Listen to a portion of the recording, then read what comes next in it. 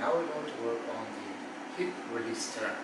This means that we don't twist the leg on the muscle leg. It means that we breathe and release tension in the hip, which results in the leg moving on the axis on the hip connection.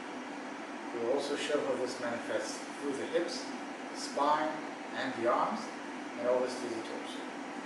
The beginning is very simple. Simply stand, your arms either to your sides or to the front. My hands are open to show the change in angle which results in this movement.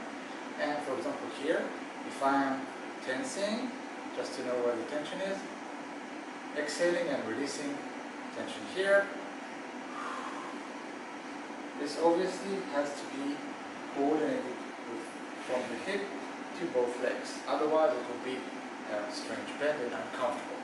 You also see this results in a shift in angle in the body and the hips, and obviously the hands move on their own if you allow them to. If you keep stiff, you become stiff. Now to the other side.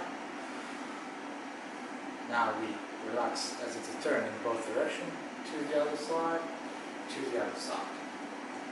If we do this again, if I do it sideways from here, if I release and just turn all the body like this, it means that I'm forcibly twisting my spine. Otherwise it's a release and the body changes naturally and the arms and shoulders fix in a different way. From there, from one-sided we go to two-sided turn. So let's say my hands are like so, and I release the hips. See? I tense the hips, I relax the hips, and the legs move as one, move as one, move as one, like so. With the breathing, sideways, or you can also go forward. I'll show the sideways angle from here.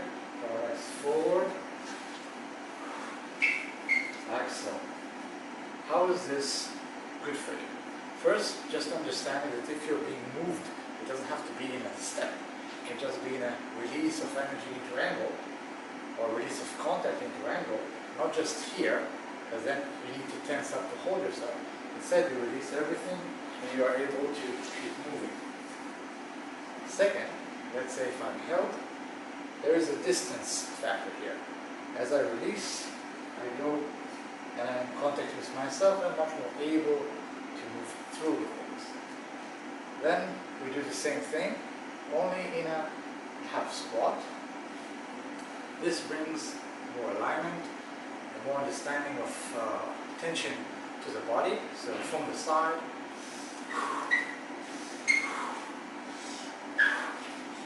from the other side here, that's it from here, see.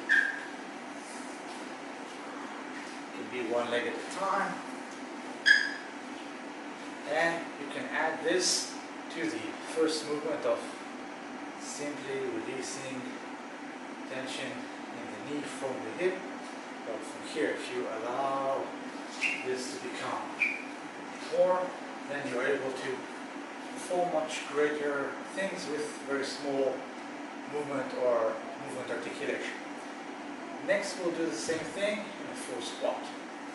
From here, since we are close to the ground, there's this place for masking all sorts of tension and error, so it takes a lot more honesty. So from here, again, if I move my leg, tension rises immediately. So from here, from the hips, breath in hips.